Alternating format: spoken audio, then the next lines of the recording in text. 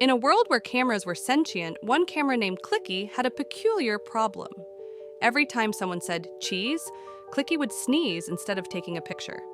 This led to blurry photos and confused faces.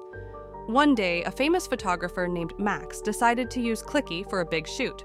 "All right, everyone, say cheese," Max announced. Clicky, trying hard to hold it in, ended up sneezing louder than ever. Max laughed. "Well, at least we captured the moment." From then on, Clicky became famous for its unique sneeze shots.